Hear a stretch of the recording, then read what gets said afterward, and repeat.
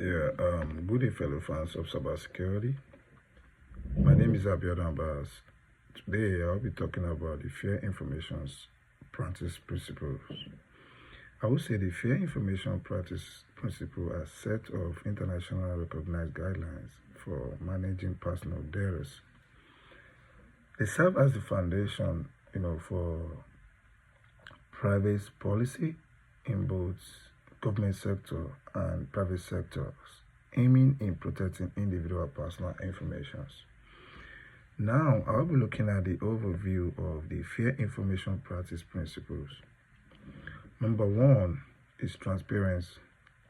I would say organizations should be transparent about their data practices and ensuring individual about the data that's being collected and what the data is being really used for. Number two is individual participation.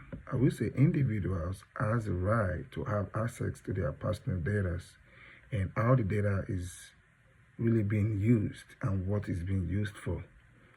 Number three is purpose specification. Data collected should be used for the main purpose in which it's being collected for, not using it beyond the purpose of which it's being collected for. Number four is data minimization. Data collected should be used and data needed, which is minimum of data needed, should be collected. Not collected data beyond or what you really want to use it for. I will give you an example of what I'm talking about. Now, you need an information on what department an employee is working for. All you need is the employee ID or the first and last name. You went on requesting for a social security. That is beyond, that is maximum, not minimum. The fifth one is use limitation. Data collected should be used for the main reason why the data is being collected.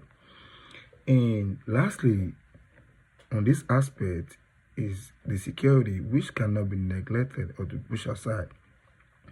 A necessary security measures should be put in place, and using of multi-factor authentication and encryption in protecting individual personal information.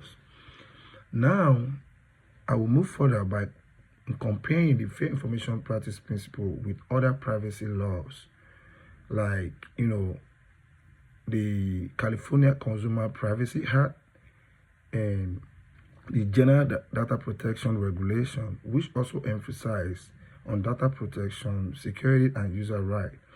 But I would say Fair Information Practice Principle offer a more comprehensive framework.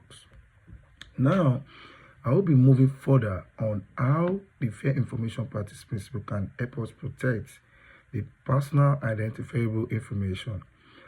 This can help by making sure that organizations are, helping in protecting personal information.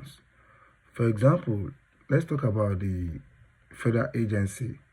In aspect of transparency, they can, publish a privacy notice on data practices, and also in the aspect of security, they can make sure that multi-factor authentication and encryptions are put in place. In conclusion, I would say the Fair Information Practice Principles, helps in, protecting personal information, managing personal information, and ensuring that organizations are, accountable for data being used. I would say by applying this principle, organization can best, help in protecting personal information or personal data. I would say with these little tips I've given on about Fair Information Practice Principle and how organizations can help protecting individual personal information, I was able to make you to understand what this is all about. I would say thank you all for listening. Thank you all for watching. I still remain the same Abbas Abiodun. I wish every one of us best of luck in our journey at JCU. Thank you.